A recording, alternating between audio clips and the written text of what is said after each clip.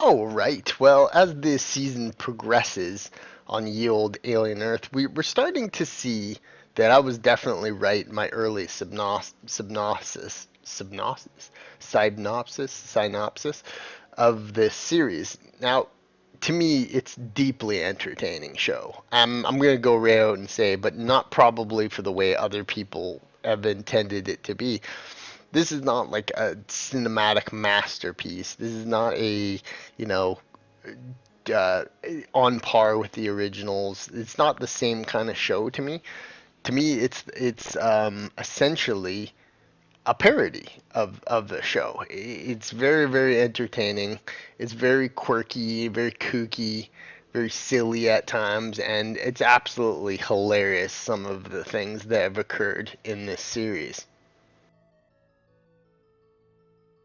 One of the most hilarious things that occurred in the recent episode was the eyeball monster goes to try and get the Xeno, and the Xeno doesn't have eyes, and the eyeball monster can't get it. This is an example of how some of the goofy quirkiness of this show is just so funny, so hilarious, and I laughed out loud when it occurred.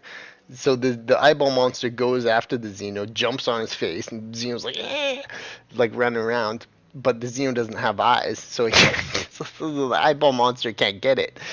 And then another thing that would occurred to me is that if the eyeball monster got into the Xeno, wouldn't it die because of the blood? The acid for blood would just melt it away. I don't know. It's things like this that are just like they're just throwing whatever at the wall with this series, and it's just funny. It's just like I can't explain it. It feels like a parody for aliens, and it just works. It's entertaining. Everybody just watches it and has fun. So yeah, I mean it's this is not Shakespeare. This is not like the original. And see, the original two aliens were, masterpieces. They're very good. They're very entertaining. Cinema. It's cinema that you can like observe as being extreme quality. Takes you to another galaxy far, far away, so to speak. Alien Earth is on the opposite side. It's like a parody of a version of an Aliens that you watch, and it's fun. It's hilarious, and I look forward to every episode that comes out, just simply because it's like, what the hell are they gonna do this time? Every character in this series feels like, I don't know. They're just like, it's almost like a comedic skit. Every single one of them is fucking weird, and there's just something about every single character on the show that's just they're just weird people. The children are weird. The Peter Pan children are weird.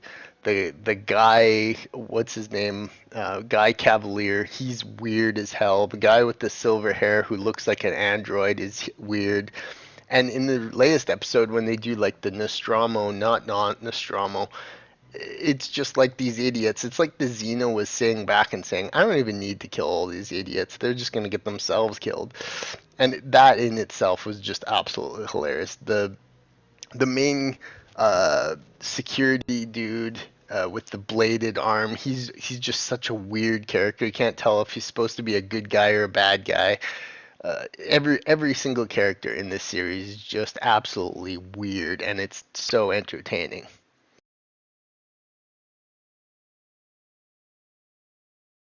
Even the special effects are interesting because they very much regularly verge on the edge of like not being that great. They look okay enough to see, but like you'd think that they would. It's like a lot of the effects from the earlier movies looked good, better. So it's like there's really weird. There's something about the Xeno too, because he's the same Xeno we know and love.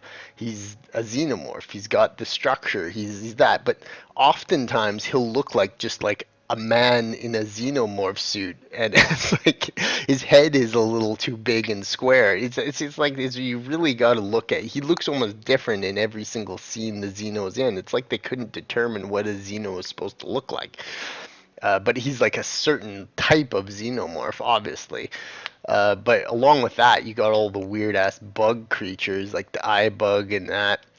And there was this hilarious scene in the recent episode where this woman is so stupid that she just like kept them in these gas glass containers, and there's like they could actually escape them fucking selves from inside this container. It's like wouldn't they have thought of that, and would they have made it so that they couldn't, these easy to knock over glass jars could fucking like wouldn't they make it so that they wouldn't accidentally break this super hostile alien life form, and then they put them in breakable easy to knock over fucking jars? It's like the plot holes are hilarious. It's like I said, it's like almost like a parody of an aliens movie. It's so good. So it turns out that I was actually right about Alien Earth. I thought that this was going to be kind of a, I didn't realize it would be so bad it's good territory as if it is, but it's been deeply entertaining. I'm thoroughly enjoying watching it, but not for the reason they probably intended, or other people probably intended. You have people online saying this like it's cinema, and it's amazing, and it's like as good as the original. It's just like no, man. It's like it's a goofy Gen Z TV series that's really fun to watch. And yeah, it's exactly what I said. It's not going to be the greatest thing ever, but it's interesting and entertaining enough to capture your attention. And for that, can we really blame Alien Earth?